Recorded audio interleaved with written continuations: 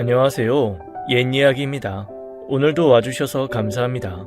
옛이야기 채널은 사연 읽어주는 남녀 채널에서 지금은 삭제되어 들을 수 없는 21년도에 소개해드린 사연 중 베스트 사연만 뽑아 다시 읽어드리는 채널입니다. 구독과 좋아요 부탁드리며 오늘의 사연 바로 시작하겠습니다. 안녕하세요. 올해로 환갑이 되는 왕십리에 살고 있는 남성입니다. 올해는 유난히도 추운 겨울이네요. 감염병 때문에 집에만 있다가 첫째 딸이 즐겨 듣는 방송이라고 하기에 저도 들어보다가 오늘은 한번 제 사연도 적어봅니다. 글재주가 없어 채택이 안 될 것 같지만 제 삶을 잠시 돌아보며 써보았습니다.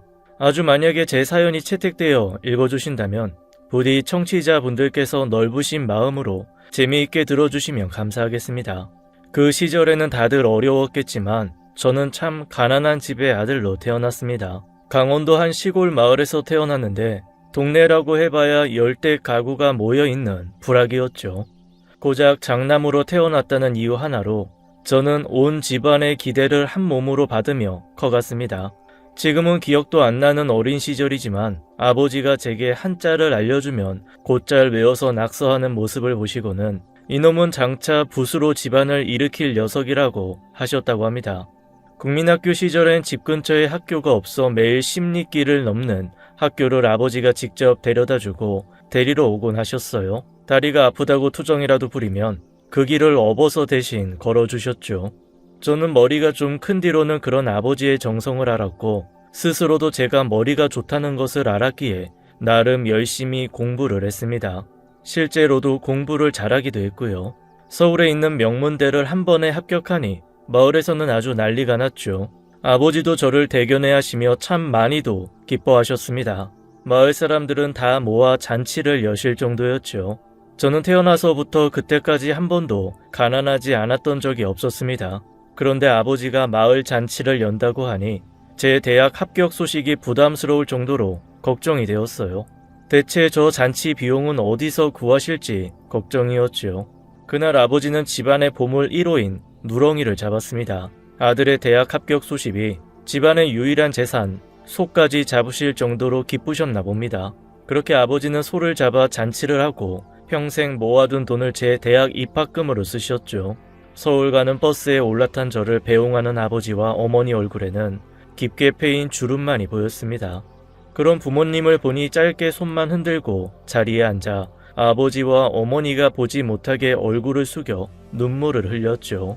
그렇게 시골 마을의 촌놈이 처음으로 서울로 올라오게 되었습니다. 하숙집을 잡아 대학 공부를 했는데 대학 생활은 쉽지가 않았습니다.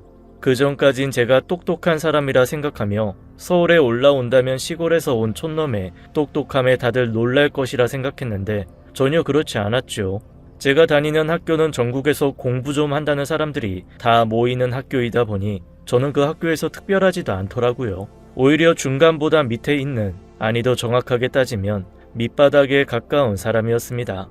제가 아무리 열심히 공부를 해보아도 제가 발끝조차 따라갈 수 없는 영재들이 많았죠. 처음 느껴보는 좌절감이었고 굴욕감이었습니다.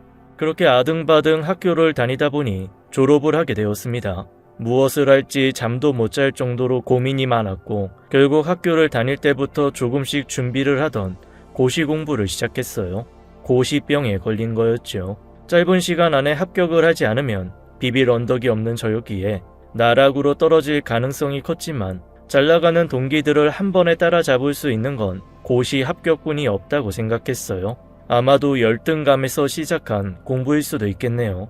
하지만 역시나 쉬운 길이 아니었습니다. 마음 깊은 곳에서는 제가 할 수 있는 일이 아니라고 외쳤지만 저는 인생 역전을 꿈꾸는 도박꾼들처럼 계속해서 고시 공부를 했습니다. 제 나이 30이 될 즈음에도 저는 그 꿈을 접지 못했죠. 늙으신 부모에게 용돈을 드리며 봉양할 나이에 저는 반대로 늙으신 부모님들께서 보내준 돈으로 하루하루 살아가며 책만 보며 살았어요. 저는 제 그 시절을 떠올리는 것을 무척이나 싫어합니다. 제 인생의 가장 부끄러운 시기였으니까요. 그날도 공부를 하다가 해가 지니 밖에 나가서 동네를 건들건들 돌아다녔어요. 무척이나 더운 여름날이었는데 제가 지내는 하숙집은 방도 작고 창도 작아 한낮에 해로 덮여진 방 안은 쉽게 식지 않고 그야말로 찜질방 같았거든요. 선풍기를 틀어봐야 뜨거운 바람만 나올 뿐이었습니다. 그나마 해가 지면 밖에서 불어오는 선선한 바람으로 숨이라도 쉴 수 있었죠. 그렇게 하숙집을 나와 동네를 거닐며 담배를 태우고 있는데 동네 뒤편 한 폐가에서 이상한 소리들이 나더라고요. 지나가면서 잘 들어보니 남녀가 싸우는 소리가 들렸어요.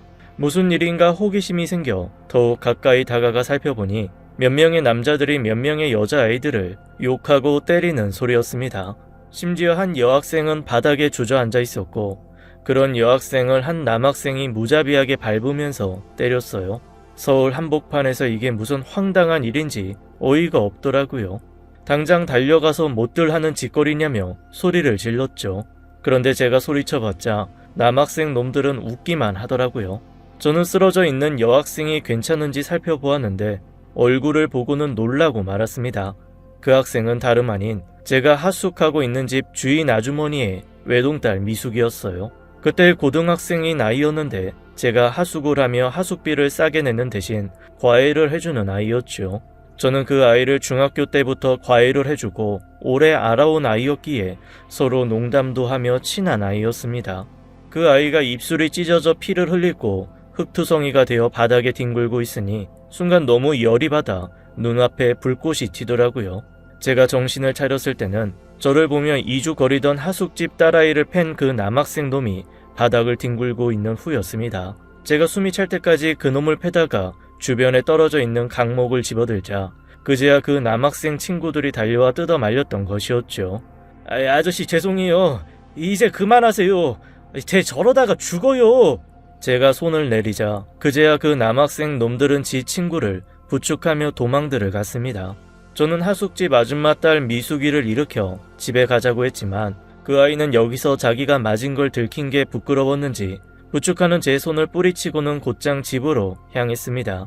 저도 그 집에서 하숙을 하는 사람 중 한 명이었기에 묵묵히 뒤를 따라갔죠. 하숙집에 들어가니 집주인 아주머니는 자기 딸 얼굴을 보고 난리가 났고 뒤따라온 저에게 무슨 일 있었냐는 듯한 눈빛을 보였지만 저도 모르겠다고 하며 제 방으로 들어왔습니다. 그날 이후 하숙집 딸내미는 가회 시간이 돼도 제 방으로 오지를 않더라고요. 그렇게 몇 번을 빠지더니 어느 날 과외 시간에 자기 엄마랑 싸우는 소리가 들려왔습니다. 방 너머 주인 아줌마 방에서 들려오는 소리를 들어보니 미숙이가 과외하기 싫다고 자기 엄마에게 대들고 있더라고요. 하지만 결국 비싼 과외비 아깝다는 엄마의 불효령에 쭈뼛쭈뼛 제 방으로 미숙이는 들어왔습니다. 그 당시 미숙이는 단발머리의 여학생이었는데 한쪽 머리칼로 한쪽 눈을 다 가렸더라고요. 머리칼로 가려진 눈을 얼핏 보니 퍼렇게 멍이 들어있었습니다. 아마도 그 멍 때문에 과외를 하러 오는 게 창피했나 봅니다. 저는 미숙이를 보자마자 피식하고 웃음이 나왔죠. 웃지 마요. 알았어. 그나저나 오랜만이네. 자, 과외 시작하자. 미숙이는 제 옆에 앉더니 한동안 말이 없었어요. 그러다가 과외가 끝날 즈음 한마디 하더라고요. 아저씨, 그날 고마웠어요. 아저씨 아니라고. 너보다 고작 12살 많다고. 30뿐이 안 됐는데 무슨 아저씨냐? 30이면 아저씨 맞거든요? 근데 그 양아치 놈은 왜 널 때린 거야? 그 XX요? 죄송해요. 아니야, 괜찮아. 맞는 말이지. 여자나 때리고 말이야. 사실 그 놈이 제 남자친구였는데 저랑 제일 친한 애랑 바람이 났더라고요. 너희들 학생 아니었냐? 말하지 마요? 아니야, 미안. 그래, 계속 말해봐. 근데 이놈이 제 친구랑 바람이 나서 제 친구를 임신시켰더라고요. 그래서 화가 나서 그날 남자친구한테 막 뭐라고 싸붙였더니 갑자기 제 뺨을 때리더라고요. 그래서 맞은 거야? 아니요. 저도 뺨 맞으니까 너무 열받아서 무릎으로 그놈 거기를 콱 찍어버렸죠. 그러니까 소리 지르면서 땅바닥에 쓰러지더라고요. 그래서 그냥 막 밟았어요. 한참 밟고 있는데 그놈이 갑자기 벌떡 일어서더니 절 때린 거예요. 너도 보통이 아니구나. 저희는 그렇게 그날 일을 회상하며 서로 웃었습니다. 그날 이후 꽤나 친해졌죠. 그러던 어느 날이었어요. 밤이 되니 잠도 안 오고 고시에서 계속 낙방하며 쓸데없이 살고 있는 제 자신을 생각하니 한심하기도 하고 고향에 있는 부모님이 생각나니 너무 죄송해 마음이 먹먹해질 때였어요. 자리에 앉아 한숨이 절로 나오길래 그날은 일찍 책을 덮고 근처 가게에 가서 막걸리 2통을 사왔습니다. 한 잔을 따라서 안주도 없이 벌컥 마셨는데 제 방을 누군가 노크하더라고요. 하숙집 아줌마였습니다. 아주머니는 큰 냄비를 들고 제 방으로 들어오더라고요. 총각, 저녁 아직 안 먹었지? 네, 아직입니다. 입맛이 없어서요. 근데 무슨 초저녁부터 막걸리야? 그냥 마음이 심란해서요. 에휴, 공부하는 것도 보통 일이 아니야? 네. 근데 그건 뭐예요? 아참, 내 정신 좀 봐. 이거 닭 좀 고왔어. 백숙인데 총각 밥도 잘 못 챙겨 먹는 것 같아서 특별히 준비해봤어. 감사합니다. 근데 이걸 왜 제게? 미숙이한테 들었어. 얼마 전 요 앞에서 맡고 있는데 총각이 도와줬다면서 뒤늦게 들어서 고맙다는 인사도 이제야 하네. 고마워 총각. 뭘요. 그냥 지나가다 우연하게. 에휴, 걔가 아빠 없이 커서 그런지 내 맘처럼 안 되네. 자식들이 다 그렇죠. 그런데 총각은 왜 혼자서 술을 마시고 있어? 우리 집에서 오랫동안 하숙하면서 술 마시는 거 처음 보네? 그냥 이 나이 먹고 고시병에 걸려서 이러고 있는 제 자신이 안심해서요. 고향에 계신 부모님은 아직도 고생하시면서 제 뒷바라지 하시는데 저는 그렇게 제 신세 한탄을 하며 막걸리를 마셨습니다. 하숙집 아줌마는 그런 제 말을 들어주시곤 이내 자신도 한 잔을 달라고 하여 저희는 서로 막걸리를 주거니 받거니 하며 마셨죠.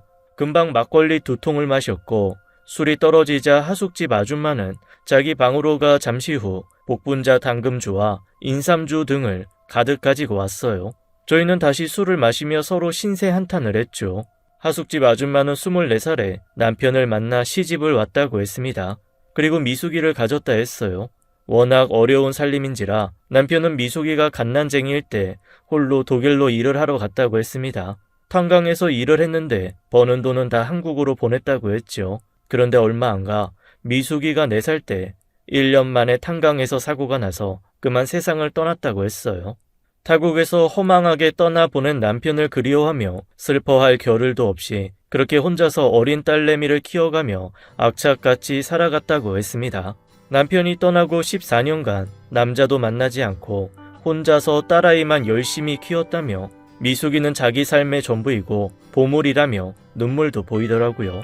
다행히 부모님이 세상을 떠나면서 유산을 조금 남겨주어 현재는 사는 집을 하숙집 삼아 근근히 벌어간다고 했습니다. 저도 가만히 술을 한 잔 한 잔 마시며 하숙집 아줌마의 인생 이야기를 들으니 참 많이도 힘들었겠다는 생각이 들었어요. 28살 나이에 남편을 잃고 40이 넘은 지금까지 여자 혼자서 아이를 키운다는 게 정말 많이 힘들었을 텐데 말이죠. 그렇게 밤이 늦어가도록 시간 가는 줄도 모르고 둘이 인삼주와 복분자주를 마시며 지나온 이야기들을 했습니다. 그날은 정말 더운 여름이었던지라 한밤에도 날이 참 더웠습니다. 지금처럼 집집마다 방마다 에어컨이 있는 시절도 아니었기에 그저 땀만 뻘뻘 흘리며 버티고 있었죠. 대학 시절부터 술을 참 잘 마셨었는데 오랜만에 마셔서인지 날이 더워서인지 그날은 유난히도 빨리 취해갔어요. 그렇게 한참을 술을 마시다 보니 취기가 얼큰하게 올라왔고 어느 순간부터 정신을 놓았습니다. 얼마나 시간이 지났는지 목이 너무 말라와서 잠에서 깼어요. 물을 마시기 위해 평소 머리맡에 두는 주전자를 찾는데 누군가 제 이불 안에 있더라고요. 이른 새벽 동이 터오고 있어서 어둑어둑하기는 했지만 누군지 알 수 있었습니다. 그날 밤까지 함께 술을 마셨던 하숙집 아줌마였어요. 왜 하숙집 아줌마가 제 이불 속에서 저와 같이 누워있는지 너무 혼란스러웠습니다. 하지만 잠시 후 그 전날 밤 일들이 머릿속에 떠올랐어요. 술을 너무 많이 마셨는지 그날 밤 일은 부분 기억이 나더라고요. 저와 하숙집 아줌마는 그날 인삼주까지 다 마셨고 아줌마가 오랫동안 혼자 살아와서 너무 외로웠다는 말에 저는 옆에서 아줌마를 토닥이며 위로를 해주다가 분위기가 이상하게 흘러가 사고가 터진 거였죠. 그렇게 그날 일을 후회하며 머리를 아파하는데 아줌마도 제 끙끙거리는 소리를 듣고는 잠에서 깼어요. 아줌마도 저처럼 처음에는 놀라서 이불을 끌어안고는 무슨 상황인지 잘 몰라 했습니다. 그리고 뒤늦게 기억이 났는지 급하게 옷을 챙겨 입고는 제게 미안하다는 말을 남기곤 방을 나갔어요. 이 일을 어찌해야 될지 몰라 해가 다 뜬 한낮에도 방에 가만히 앉아 있었어요. 잠시 후 미숙이가 학교를 간 이후 아줌마가 제 방으로 다시 왔습니다. 작은 상을 가지고 들어왔는데 황태국과 밥이었어요. 아침밥이에요. 어제 너무 많이 마신 것 같아서 숙취가 심할 것 같아서요. 네, 고맙습니다. 고작 저 말을 간신히 하고 상을 마주보며 긴 침묵의 시간이 흘렀죠. 한참 후에 제가 입을 열었어요. 죄송해요. 어젯밤에는... 아니에요. 우리 서로 실수였으니까 그냥 그 일은 사고라 생각하고 없던 일로 묻어요, 우리. 네, 그럼 식사하세요. 그렇게 말하고 하숙집 아줌마는 나갔습니다. 그렇게 그날의 사건은 서로 합의하에 사고로 생각하기로 했고 다시 일상으로 돌아가기로 했습니다. 그런데 저는 그날 이후로 그 사건이 잊혀지지가 않더라고요. 하숙집 아줌마는 제 나이 30살에 품은 첫 여자였거든요. 대학 시절엔 공부한다고 제대로 연애 한번 못 해보았고 그 이후에도 고시 준비를 한다고 골방에만 박혀 있으니 여자를 만날 일 자체가 없었죠. 그날 이후 하숙집 아줌마는 저를 평소 하숙생 대하듯 대했지만 저는 그러지 못했습니다. 그날 이후 하숙집 아줌마가 다르게 보이더라고요. 그 당시 하숙집 아줌마 나이가 42살이었어요. 이름은 정옥씨였죠. 하지만 제가 볼 때는 너무나 동안인 얼굴이라 30대 초중반으로 보일 정도였습니다. 새하얀 피부에 큰 눈망울, 몸에 군살도 하나 없는 사람이에요. 아마 그때 제 눈에 콩깍지가 씌었는지 정말 제 눈에는 참 예쁜 사람이었습니다. 더운 날이라 방문을 열어두고 공부를 하는데 마당에서 하숙집 아줌마 정옥씨가 빨래를 하고 있었어요. 저는 책상에 앉아 공부를 하는 척하며 거울로 그런 정옥씨를 힐끔힐끔 보고 있었죠. 더운 날이라 얇고 짧은 나시티에 치마를 입고 땀을 뻘뻘 흘리고 있더라고요. 두근두근하며 한참을 바라보는데 정옥씨가 고개를 들어 제 방을 보았습니다. 그와 동시에 거울에 비친 저와 눈이 마주쳤죠. 황급히 다시 책을 보며 공부하는 척했습니다. 정말 거울로 제가 정옥씨를 보고 있다는 걸 그녀도 눈치챈 것인지 확인할 수 없었지만 도둑이 제발 저린다고 괜히 저는 가슴이 두근거려 얼굴도 들지 못했습니다. 그렇게 두근거리고 있는데 정옥씨가 잠시 뒤 제 방으로 왔어요. 가위를 깎아 들고 왔는데 옷은 어느새 긴 옷으로 갈아입었더라고요. 총각, 날도 더운데 공부하기 힘들지? 이거 들면서 쉬엄쉬엄 해. 고맙습니다. 덥기는 많이 덥네요. 아직도 여름이 한참 남았는데 이렇게나 더워서 큰일이네. 밖에서 빨래를 했더니 땀으로 샤워를 했어. 난 이만 좀 씻어야겠다. 용석씨도 공부 열심히 해요. 네, 사과 잘 먹을게요. 그러곤 정옥씨는 방에서 나갔어요. 저는 다시 공부를 하려고 하는데 책을 읽어도 머릿속에 들어오지 않았습니다. 그리고 그때 무슨 생각을 했는지 저는 방 밖으로 살금살금 나가 샤워실로 향했어요. 그 당시 샤워실은 주인집 주방 옆 한켠에 작은 방처럼 만들어져 있었는데 그 앞에 있는 장독을 밟고 올라가면 샤워실 위쪽 아주 작은 창으로 내부가 보였거든요. 창문을 닫아두면 불투명 유리여서 내부가 안 보였지만 슬쩍 보니 한여름이라 그런지 창이 열려 있었습니다. 전 고양이처럼 살금살금 다가가 조심스럽게 장독 위로 올라갔어요. 그땐 무슨 정신이었는지 잘 기억은 안 나지만 아마도 젊은 혈기에 눈이 멀어 있었나 봅니다. 그렇게 작은 창으로 샤워실 안쪽을 보는데 하숙집 아줌마 정옥씨가 샤워를 하고 있었어요. 떨리는 마음으로 숨을 죽여 씻고 있는 정옥씨를 한참을 바라보았죠. 그렇게 멍하니 바라보고 있는데 정말 정옥씨가 마치 처음부터 알고 있었다는 듯 제가 있는 작은 창문을 천천히 고개를 돌려 바라보았습니다. 저와 딱 눈이 마주쳤죠.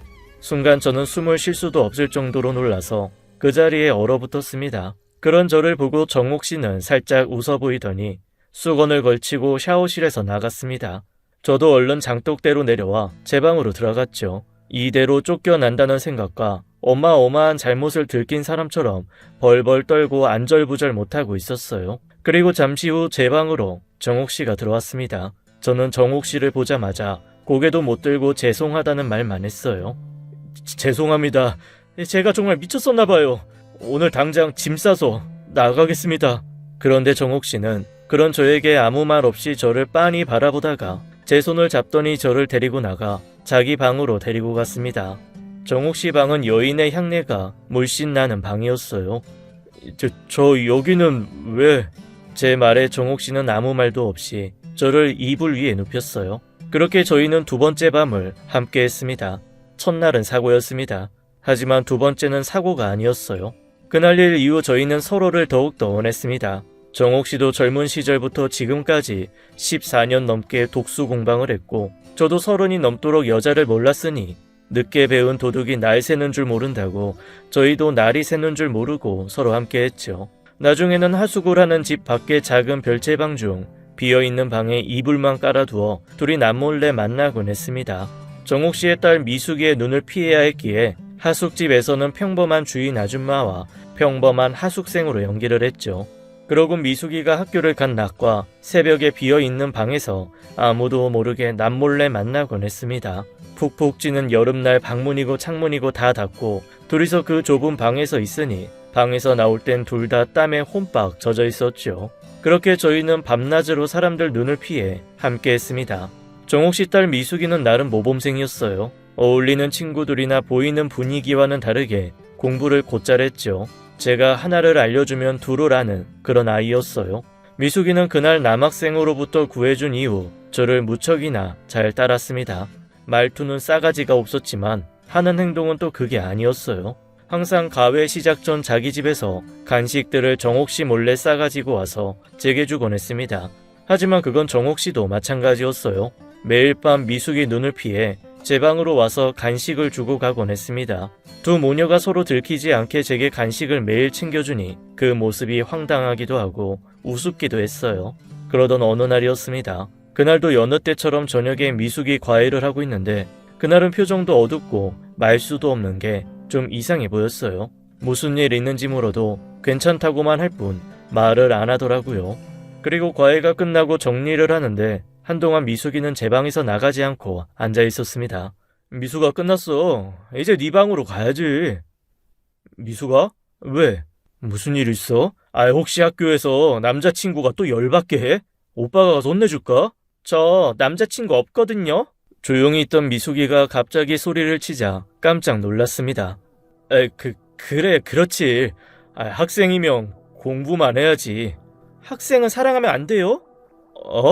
제 말 한마디 한마디에 예민하게 반응하는 게 무슨 일이 있나 싶었어요. 미숙아, 왜 그래? 아저씨, 이거 읽어보시고 답장 주세요. 집 앞 굴다리에서 기다릴게요. 그렇게 말을 하고 미숙이는 제게 빨간 편지 하나를 쥐어주곤 서둘러 제 방을 나갔습니다. 저는 그 모습을 의아해하며 편지를 뜯어보았어요. 봉투는 분홍 하트 스티커로 봉해져 있었죠. 뜯어서 안에 내용을 살펴보니 그곳에는 놀라운 내용들이 적혀 있었어요. 제게 자신의 사랑을 고백하는 고백 편지였습니다. 오랫동안 과외를 하며 저를 향한 마음을 키워왔다는 내용이 적혀 있었죠. 한 해만 더 기다리면 자신도 성인이 되니 그때 저와 함께하고 싶다고 적혀 있었습니다. 제게 이런 편지를 주려고 그렇게 긴장하며 제게 날카롭게 반응을 했나 생각하니 웃음이 나오며 귀엽게 느껴졌어요. 하지만 이내 미숙이의 엄마인 옥정 씨와 저의 관계를 생각하며 마음이 무거워졌죠. 이 일을 미숙이에게 설명할 수도 없었기에 더욱 고민이 깊어졌습니다. 편지에는 자신의 고백에 대한 대답을 굴다리 밑에서 기다린다며 적혀 있었기에 저는 방을 나서서 굴다리로 향했어요.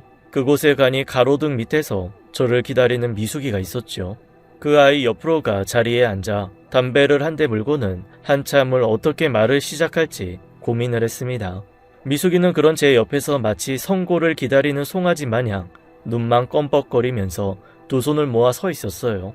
그런 미숙이에게 최대한 상처받지 않도록 이야기를 해주었습니다. 나는 지금 가진 것 하나 없는 백수 고시생일 뿐이고 미래도 크게 밝지 않다.